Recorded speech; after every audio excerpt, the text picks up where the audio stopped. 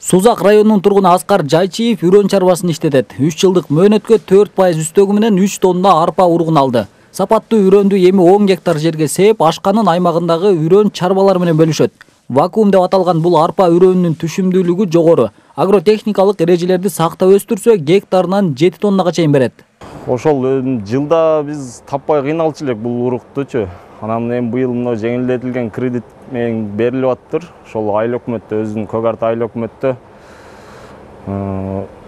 мындай келишим түрдө алып берип атат биз дыйкандарга. Арзан, баасы арзан, жеңилдетилген кредитке берилип атат. Ошол жагы бизге ыңгайлуу болуп атат дыйкандарга.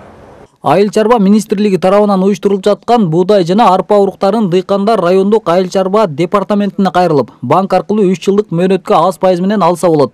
Жалал Абад облусуна буга чейин алынып келинген кылкандуу дан эгиндеринин үрөндөрү дыйкандарга таратылып берилген. Мына азыр жаздык арпа үрөнүнөн ратниктен 30 тонна, вакула деп 6 кырлуу деп коет баягы немеде. Андан 30 тонна алып келдик. Азыркы күндө элдерге таркатып атабыз.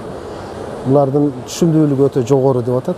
Мисалы мына ратникти 70 центнерге чейин берет деп атат. Эгер жакшы караса, бул эч кандай чектөө жок. Эгем деген адам жери бар адамга бардыга бериле берет. Келип тиштүү кагаздарын толтурат, бериле берет. Үрөн боюнча негизи көйгөй жок Кыргызстан боюнча. Былтыркы жылдын жыйынтыгында биз өзүбүздү 45%га сапаттуу жогорку түшүмдүү үрөндөрдөн камсыз кыла алдык. 2023 жылдын жыйынтыгы менен биз бул көрсөткүчтү 2 эсе көтөрөбүз. Бул үрөн боюнча кылган эң чоң ишибиз болду. Сузак районунун 390 гектар жерге гана сууга суу берип турабыз. Дыйкан өстүргөн өсүмдүккө сууну өз убагында жеткирүү үзгүлтүксүз камсыздоо зарыл. Айыл чарба министри Аскарбек Жаныбеков Жалал Абад облусундагы ирригациялык объектилердин даярдыгы, жазгы талаачылык иштерине көрүлүп жаткан камылгалардан кабар алды. Жалал Абад облусунда жалпы 53 насостук бекет болсо, быйыл 20га жакын агрегаты жаңыланат. 2023 жылга карата республика боюнча суат каналдарды тазалоо, ирригациялык объектилерди калыбына келтирүү, жаңылоо жумуштары үчүн 1 миллиард сом бөлүнгөн. Андан тышкары 200 миллион сом акча ушул каналдарыбызды суу болуп турган убакта да тазалай турган амфибия агрегатын алганга жана 1 миллиард сом акча ошол биздин суу чарбасынын райондорундагы башкармалыктарына атайын техникалар менен камсыз кылыш үчүн 1 миллиард сом акча каралды.